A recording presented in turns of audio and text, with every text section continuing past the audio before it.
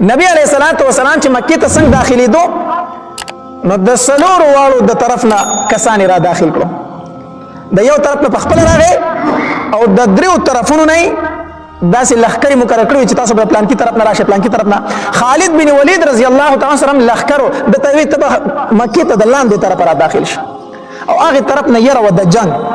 ځکه خالد بن ولید رضی الله تعالی عنہ ویل وي ته به دغه طرف نه راشئ صحابه کرام ته او فرمایل وی هیڅ چاته بس نه وایي هیڅ چا سره جنگ نه کوي خو کوئی چرته یو سړی په تاسو باندې حمله کوي او تاسو سره جنگ کوي بیا به مقابله کوي دا ورته وایي نبی علیہ الصلوۃ والسلام چې مکې ته داخليږي انتهایی په عاجزۍ سره ده خوشالم ده خو انتهایی په عاجزۍ سره ځکه هغه خبرې ټولې زړه ته راځي کنه هغه ټولې خبرې په فکر کې راتلې چې ما سره په مکه کې دوی څه نه دي کړی زه په کومه طریقه د مکې نه ایستلې ما زما لورګانو ته طلاقونه دوی ورکړي دي زما لورګانې زخمي کړي دي بلال په څو شګو سملولې ده هغه ټولې خبرې ورته یاد دي او نن هغه مکې ته په غلبه باندې را روان دي حدیث مبارک کې راځي وی نبی علیہ السلام سر داسې ټیټ کړی دی چې مکې ته رادننه کېږي او دومره په عاجزۍ سره سر ښکته نیولی دی وی د نبی علیہ السلام د ګیرې مبارک ویښته چې دي که نه د اوښ د کجاوې سره به لګېدل د اوښ د کجاوې سره د نبی اسلام د ګیرې مبارک د ویښته لګېدل داسې سر ټیټ نیولی ډېر په عاجزۍ سره مکې ته را داخل شو او څنګه چې را داخل شو په خوږ اواز سره په تیز اواز سره د دې آیاتونو تلاوت شروع کو انا فتحنا لك فتحا مبینا او د سوره نصر تلاوت شروع کو اذا جاء نصر الله والفتح ورأيت الناس يدخلون في دين الله افواجا دا سوره په تیز تیز اواز باندې وایي نبی علیہ الصلوۃ والسلام مکې ته را داخل شو ناصافي نظر ولګېدو چې د خالد بن ولید رضی الله تعالی تور چمک وي پړکیږي داسي صحابه کرام تور دي دا چمک وي پړکیږي نبی علیہ الصلوۃ والسلام خالد بن ولید رضی الله تعالی عنہ وروغتو وی خالد داسې دي ته ما د جنگ نه منع کړې تا خو جنگ شروع کړې تور دي پړکیږي دا الله پاک پیغمبر ډیر صبر نه وته کو ډیر صبر نه وته کو ما په حمله نه کړې دوی په ما باندې حمله وکړه زه یې پرې خو دما نو چې په ما حمله وکړه تا راته وایي چې بیا به جوابي کاروایی کوي جو ما په شروع کړه ما په شروع کړه نو د مسلمانانو نه صرف 2 کسان شهیدان شو او د کفارو نه 12 کسان مردار شو نور او تختیدل بس معمولی غونته کې جګړه پکې رااله په فتح مکه پر باندې نور داس جنگ نه دی شوی د خالد بن ولید رضی الله تعالی په لخر باندې داسې د لوفران غون تعلقانو دی راوځي شو په دې باندې حمله وکړه چې حمله وکړه چې د پښورو په بیا وو تختیدل 12 کسان ته مردار شو صرف 2 صحابه کرام تینا شهیدان شو د مسلمانانو نبی علیہ الصلوۃ والسلام د ام هانی کور ته لاړو او چې دا کور ته داخل شو نو اترکاته منځو د چاش ټیمو نبی علیہ الصلوۃ والسلام اترکاته منځو ام هانی ورته ویل دا د نبی اسلام د تر لور او د علی رضی الله تعالی عنہ خور و د ام هانی ورته ویل د الله پاک پیغمبر زما د خاون دوه رشتہ دار دغه کور ته راغلي زما سره پناه غستې ده او زما غرور نه دی علی ابو زتور رستری دی چې زې وجنه ابي زما سره پناه غستې علی وجنی زما ورور نه پریدي نبی علیہ الصلوۃ والسلام فرمایل یو څوک چې د ام هانی کور ته داخل شو هغه په امن باندې دی علی دې ته سمو آیا دې ته ام هانی پناه ور کړی دا دې ته سمو آیا نبی علیہ الصلوۃ والسلام بیا حرم ته داخل شو او د خانه کعبه طواف وکړو او د خانه کعبه نه چې کم غیر چاپیره 300 او شپېته بوتان پراتو د نبی علیہ الصلوۃ والسلام په لاس مبارک کې داسې یو لخته و او حدیث مبارک راځي یو بوت ته داسې نیوا او دا آیت توی جاء الحق وذهك الباطل ان الباطل كان زهوقا دا آیت توی او یو بوت ته لخته داسې مخامخ کوله او څنګه چې به لخته مخامخ کړه بوت په نسکور را پریوته دا ټول بوتان زمکه ته 300 او شپېته بوتان زمکه ته را پریوته نبی رسول الله لري کېده دي ځای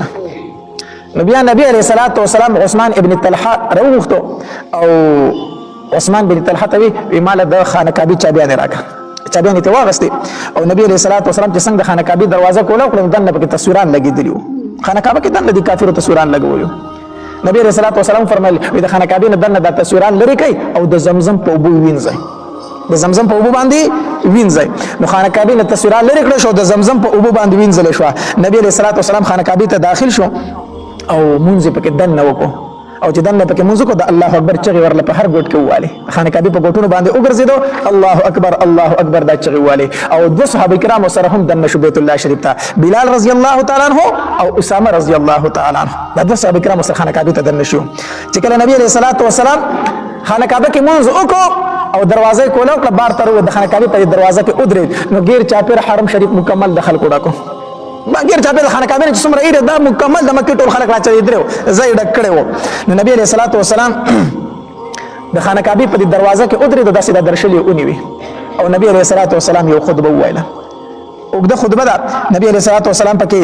دا آیتوم تلاوت کوم يا أيها الناس إنا خلقناكم من ذكر وأنثى وجعلناكم شعوبا وقبائل لتعارفوا إن أكرمكم عند الله أتقاكم اے خلکو تاسو د یو سړي د آدم علیه السلام او د یوې زنانه د حوا بیبي نه پیدا شوي تاسو د یو سړي اولاد په تاسو کې ښکته او پورته نشته اوچته او کوز در پکې نشته دی ها ان اکرمکم عند الله اتقاکم د الله په نسبت باندې په تاسو کې غوره هغه انسان دی چې هغه تقوادار دی بس هغه د هر نسب سره تعلق ساتي الله د نسبونو په تاسو کې د لپاره پیدا کړی چې او پیژندل شي په تاسو د پہچان د لپاره د پیژندلو د لپاره دی په عربو کې د عادت او جغې په دې نسبونو باندې ډیر فخر کو نو نبی رسول الله په دې آیت کې دا غیر رد او په فتح پکې پر په نسبونو باندې ګوره فخر نشته دی فخر کو دین هغه صرف په تقوا باندې دی نبی علیہ الصلوۃ والسلام بیا فرمایل وی اے قریشو ستاسو خیال چې زبردن ستاسو سره سکوما ګر چا پر خلک وړل کنه هر سړی د خپل ظلم رایات دی چې ما د پیغمبر سره د ملګرو سره سکړي دي هر سړی د خپل عمل مخې ته دی نبی علیہ الصلوۃ والسلام ورته فرمایل اے قریشو ستاسو زما متعلق څه خیال چې زبردن تاسو سره سکوما هغه ورته وای زمونږ ته نیک روري او زمونږ نیک وراري زمونږ دا نیک رور زوی نبی علیہ الصلوۃ والسلام ورته فرمایلی فإني أقول لكم كما قال يوسف لإخوته زنن تاسو ته هغه خبره کومه چې یوسف علیہ السلام خپل ورونو ته کړی و یوسف علیہ السلام خپل ورونو ته ویل لا تسریب علیکم اليوم تاسو ملامت نه خیر ده تاسو باندې ملامتیا نشته ده زدر تماما چې لا تسریب علیکم اليوم تاسو باندې هیڅ ملامتیا نشته ده اذهبوا فانتم الطلقاء زی تاسو کورونو ته تاسو اسم نام تاسو آزاد دي ما سره چې هر څه کړی دي ما تاسو څه کړلای معاف کړئ نبی علیہ الصلوۃ والسلام فرمایله بیا د نبی علیہ الصلوۃ والسلام سره چابیان د خانه کعبه وی نو چې څنګه وروته نو د خانه کعبه په دې صحن کې دغلته کې حرم کې کېناستو چې کېناست د نبی رسول الله چابیان پلاس کې داس پلاس کې اړولې علي رضی الله تعالی عنہ فاسدو وی د الله پاک پیغمبر د کنجانی مونږ لراکا خانه کعبه د چابیانی مونږ لراکا ځکه چې د حجانو باندې د زمزم کول او بو زمونږ ذمہواری ده نو د خانه کعبه د چابیانی مونږ لراکا دام زمونږ ذمہواری شي دا مونږ ته حواله کا نبی علیہ الصلوۃ والسلام اسونه ویلو